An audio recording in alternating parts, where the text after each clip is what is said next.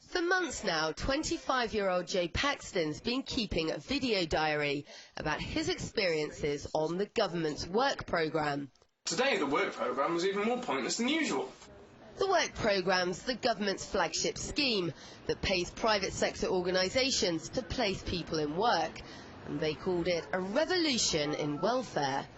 But the first figures released since its launch revealed a resounding failure, something that hasn't surprised Joe in the slightest. So we've left Joe to go and keep his appointment. Now it seems pretty tightly regimented. We've watched people running in all morning to keep that appointment.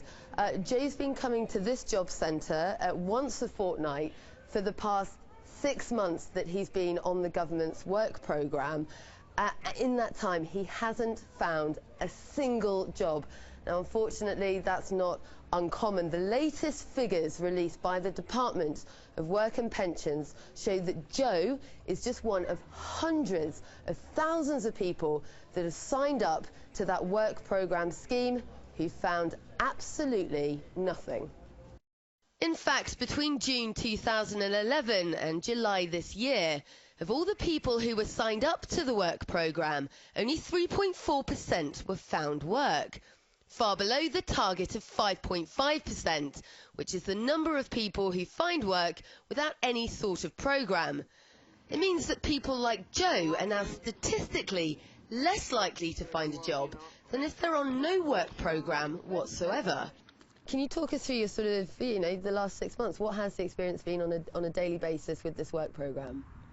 Well, Einstein once said that the definition of insanity is to do one thing and then to repeat that action and expect a different result.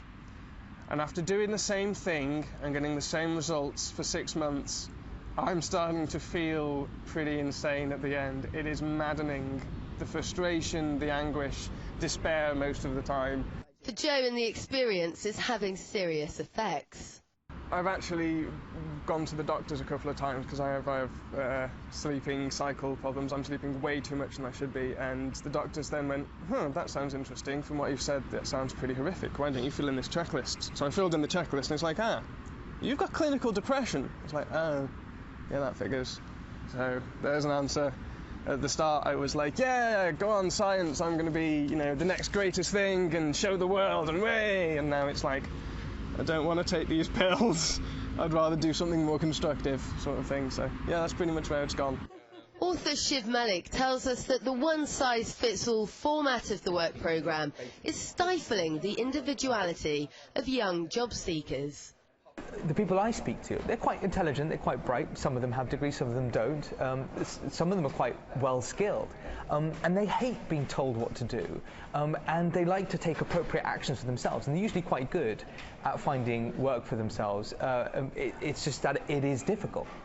With the work programme, what we've seen now is that, in fact, when you get the best of the private sector involved, when you pay them lots of money, they actually do worse than doing nothing at all. We asked the government why the work programme was producing such poor results, and why the figures they released seemed designed to mask the true extent of the failure.